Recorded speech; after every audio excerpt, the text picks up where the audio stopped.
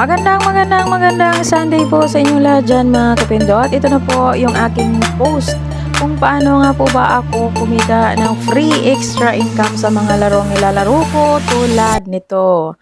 Ang larong ito ay Tile Go. So ayan, bago po natin ipagpatuloy ang ating video tutorial, magwi-withdraw po muna tayo dito sa aking gold coins. Meron akong 122 gold coins dyan. I-withdraw natin yan para makita ninyo kung gaano ka legit magbayad ang isang app na ito. So, yan, meron tayong 12 pesos na hihintayin sa ating GCash. Mabilis po talaga siyang pumasok. So, yan, pwede po ito sa mga nanay, mga anak na may cellphone, may internet. Pwede po siyang pagkakakitaan ng free extra income. Okay siya sa mga bata dahil wala naman pong trampas ang larong ito. So, ayan. Pag sinabing ganitong app, asahan nyo meron talagang mga ads. Pero po kasi yung mga ads na ito, sila po ang magbabayad sa mga naglalaro ng app. At ayan po, masok na agad sa ating GCash. Ayan, pipindutin ko lang ha. Ayan, ganun po kabilis magbayad ang free earning app na ito. Antabayanan po ninyo ang ating full video tutorial kung paano po ba tayo mag-farm ng mga gold coins dito. At ipapaliwanag ko rin po sa inyo yung green money or dollar dyan sa taas. Kung paano natin yan makukuha. So, nag-withdraw na po kasi ako nakaraan at hindi ko nakuhanan ng video dahil po tinitingnan ko pa yung takbo ng app. So, ayan. Para po hindi na kayo mahirapang maghanap kasi minsan hindi po siya nakikita dahil bagong labas po siya. Ilalagay ko po ang video link sa ating video description at comment section. So, ito na po ay yung ating full video tutorial kung paano tayo kumita ng extra income sa larong ito. Pagka-open nyo po, ito kaagad ang bubungad sa inyo ang challenge now. Kailangan nyo agad maglaro sa ating level 1 para maturuan kayo paano mag-withdraw. So, kailangan nyo lang itabi-tabi yung kanilang pare-parehas na icon. So, na-finish na po ang ating level 1. Tinuturo na po niya dyan na mag-withdraw para po makapag-bind po tayo ng ating GCash number at makapag-login. So, ayan. Continue with Google lang tayo dyan para makapag-login. So, kung anong Google lang gusto nyo gamitin, nasa sa inyo na po yan. Natural, inyo yan eh.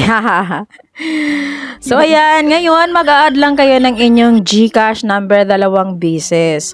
Siguraduhin nyo lamang po na tama ang inyong mga GCash number na inilalagay para hindi po mapunta sa iba ang inyong wini-withdraw. At ayan, nakapag-bind na po ako. Kiklik lang po natin yung withdraw. So, ayan. So, nakapag-withdraw na tayo. Iintayin lang natin siya. Ang sabi niya dito, within 24 hours. So, proceed na tayo sa level 2. Lalaroin lang natin yan. Pare-parehas icon. Ganyan siya kasimple laruin mga kapindot. Pero pagdating sa level 3, habang pataas ng pataas yung mga level, pahirap po ng pahirap ang mga challenges. So yan, pinag-withdraw ulit tayo mga kapindot. So i-withdraw natin yan. At dumating na nga po kaagad yung ating withdraw na 12 cents and 36 cents kung makikita niyo. From Tile Go. Patunay po yan na legit 100% free ang app na ito mga kapindot. So ayan, ituturo ko naman po sa inyo kung paano nga po ba tayo mag-farm ng coins dito. So una po, para makapagdagdag tayo ng ating gold coins, kailangan po natin mag-input ng code dito.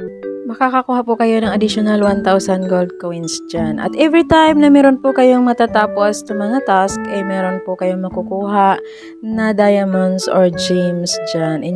Inyo lang pong i-claim. Mamaya ipapaliwanag ko po kung para saan yung mga gems.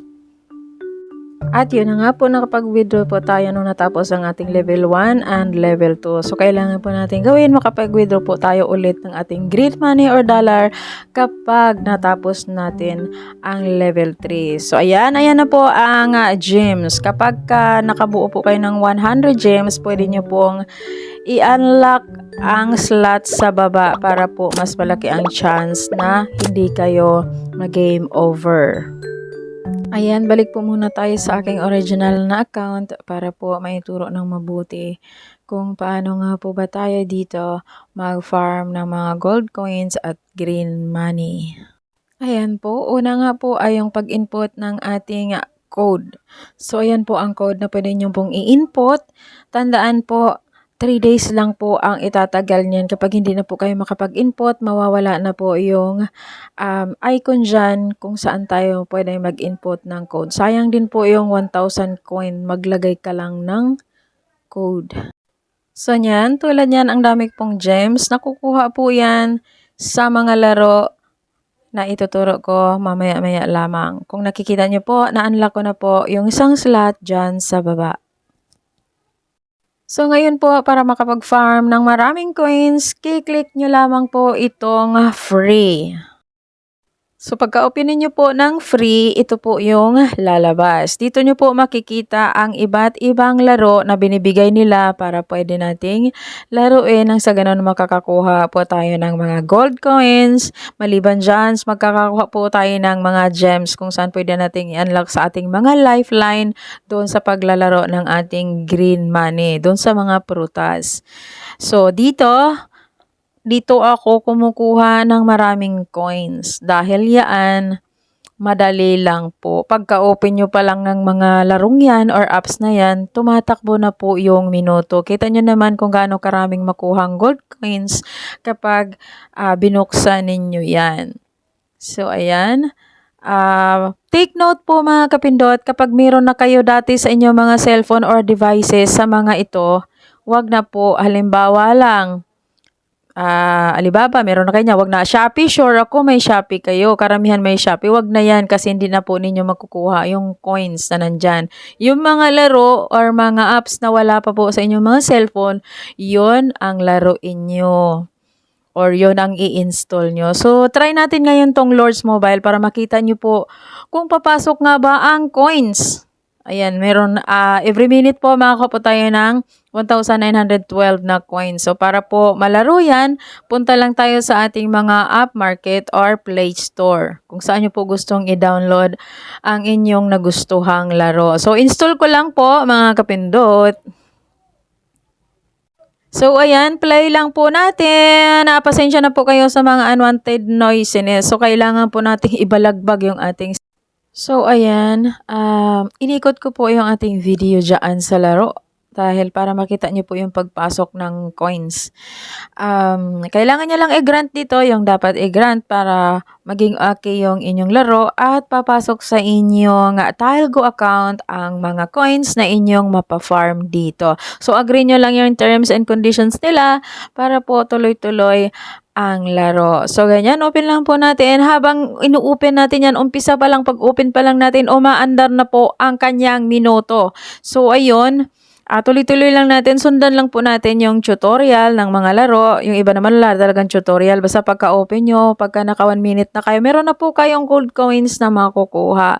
So, papakita ko sa inyo na meron talagang papasok na gold coins. Basta i-grant nyo lang yung sinasabi nilang i-grant. Baka naman laro kayo ng laro, hindi nyo pa nag-grant. So, hindi papasok sa inyong mga TileGo account yung inyong mga coins. Ayan, tulad niya, na-agree. Tapos, susundan nyo na lang yung mga tutorial. Inulit-ulit ko na naman. So, ayan, kung nakikita ninyo, pumasok na po ang ating gold coins. Ang bilis lang. Tutorial pa lang yan, mga kapindot. So, iisa pa tayo para makita nyo talaga. So, yan. Hindi siya full, kasi nga, kapag nakabalagbag, ang liit po. So, ganyan, malaki. Bahala na yan dyan, ang forma ng laro na dyan kung nga bangas-bangas yan. Ang importante, makita ninyo na habang naka-open yung laro at sinusundan lang natin yung tutorial, may coins na agad na pumapasok. Payo ko dito, mag-focus kayo sa coins kasi yung green doon, yung mga prutas, ang hirap po talagang tawirin.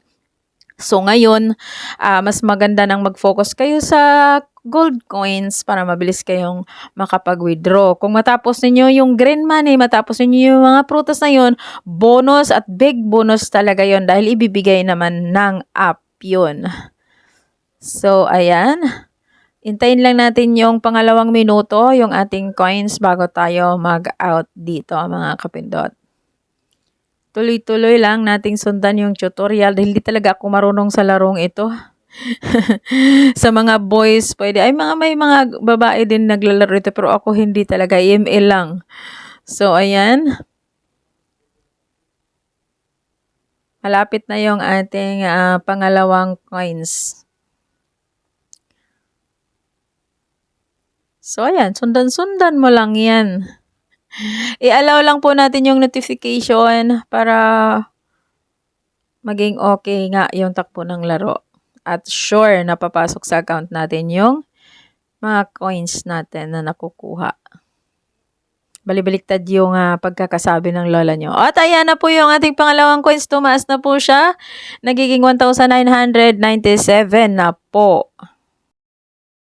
So, ayan. Balik na tayo sa ating TileGo account. Doon sa, para, ayan, makita natin yung coins. Kung matatanda nyo, meron lang akong 81 coins na natira sa winidraw ko kanina. So, titingnan natin kung nag-add nga ba doon yung ating mga nakuha ngayon. So, ayan po yung nilaro ko, Coinmaster. Hindi ko pa tapos. At ang iba, uninstall ko na dahil tapos na kung saan nakuha ko yung mga coins na winidraw ko kanina.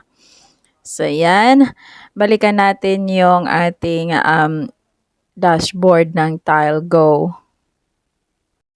At ayan po, nag-add na po sa ating TileGo account ang ating mga coins na farm kanina sa ating paglalaro ng 2 minutes lamang. Ganun po, kabilis mag-farm ng mga coins dito. At ayan, meron na ulit akong 3,990 na mga coins. So, kung matapos nga po natin itong mga tiles na to, bonus, big bonus po yan. At dyan naman po sa treasure box sa baba, pwede nyo pong buksan yan at panoorin ang ads para makakuha po kayo ng green money, coins, and gems. So, hindi ko na po siya papanuorin dahil para po hindi po tayo mag-copyright, okay? At ayan po, yung mga lifelines sa baba, pwede nyo pong gamitin ang inyong mga gems. Pwede rin po kayo manood ng video or ads para po magamit ninyo ang inyong mga lifeline na color blue na nasa baba. So, hanggang dito na lamang po ang ating video tutorial. Sana may natutunan kayo at natulungan kayo ng video ito para kumita ng free extra income. Maraming salamat po at hanggang sa muli. Bye-bye!